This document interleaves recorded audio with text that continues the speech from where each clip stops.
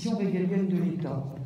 Pourtant, la loi de sécurité globale encourage la montée en puissance de l'échelon intercommunal en matière de sécurité et la loi propose une expérimentation pour que les polices municipales de plus de 20 agents puissent exercer des compétences de police judiciaire.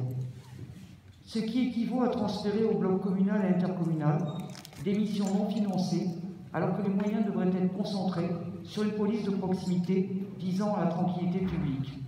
Considérant que la loi valide l'abandon d'une police républicaine égale sur tout le territoire et laisse les pans entiers de la sécurité nationale au secteur privé. Considérant que dans le sillage des défenseurs des libertés publiques et de bien d'autres acteurs, 5 rapporteurs mandatés par le Conseil des droits de l'homme des Nations Unies ont jugé cette loi incompatible avec le droit international des droits de l'homme, avec de graves implications pour le droit à la vie privée, la liberté de réunion pacifique et la liberté d'expression, et ont demandé à la France de réviser sa proposition. Considérant que cette loi porte atteinte à la liberté de la presse et qu'elle n'a pas reçu d'avis du Conseil d'État, nous proposons donc 2 articles. Que Toulouse Métropole s'engage à pacifier les relations police-population dans le cadre de sa compétence de prévention spécialisée, en développant des médiateurs et médiatrices, ainsi que des éducateurs et éducatrices, en développant de nouveaux clubs de prévention, en questionnant les habitants sur leur perception de la mission de service public de la police de proximité et en demandant l'expérimentation par la police nationale de récépissés de contrôle d'identité. Et l'article 2 propose que Toulouse Métropole demande aux parlementaires et au gouvernement d'abandonner cette proposition de loi, de maintenir une police nationale et d'assurer l'égalité de tous dans leur rapport avec la police sur tout le territoire de la République. Je vous remercie. Qui souhaite prendre la parole, Karine Carabuchelet.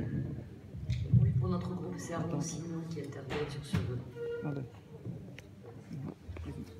Alors, Arnaud Simon. Oui, Président, chers collègues, une explication de vote.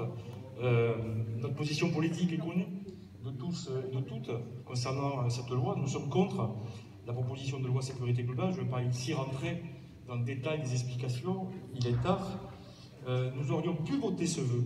En revanche, nous nous abstiendrons pour des raisons d'incompréhension, de rédaction que nous ne comprenons pas. En effet, nous sommes interpellés, voire même un peu choqués, de la rédaction de ce vœu porté par nos collègues. En effet, je lis article 1. Toulouse Métropole s'engage à pacifier les relations police-population.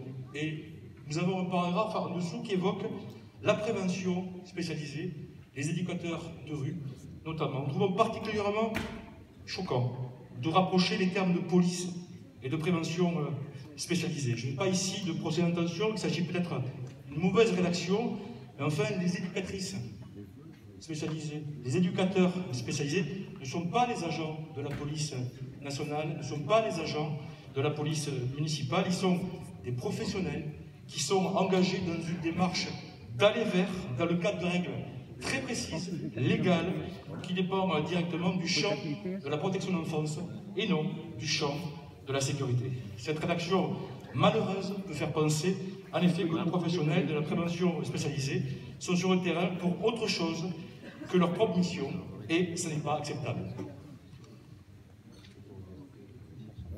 Merci. Vincent Terrainoves. Merci, Monsieur le Président.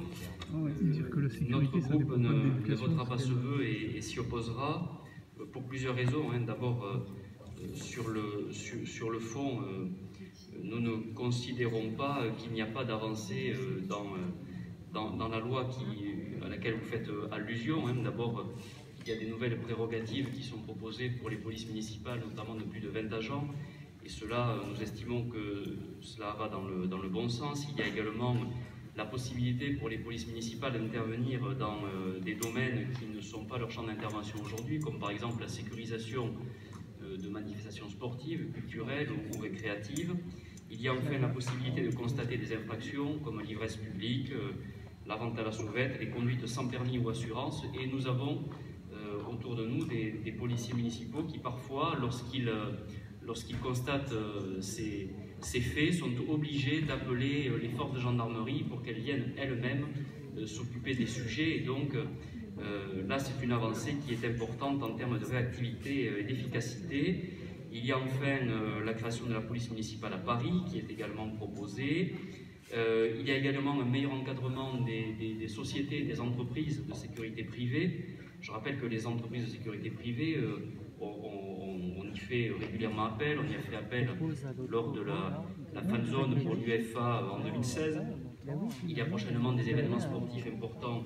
Je pense à la Coupe du Monde de rugby France 2023 qui a lieu dans notre pays. Il y a également les Jeux Olympiques de Paris et on sait très bien que pour sécuriser certains secteurs, afin de ne pas surcharger le travail des forces de sécurité, auxquelles par ailleurs on veut rappeler notre soutien, que ce soit la police ou la gendarmerie, eh bien on a parfois appel à ce type d'entreprise. Or, la loi qui est proposée permet de mieux les former, permet de mieux aussi contrôler leur action, et donc cela aussi c'est positif.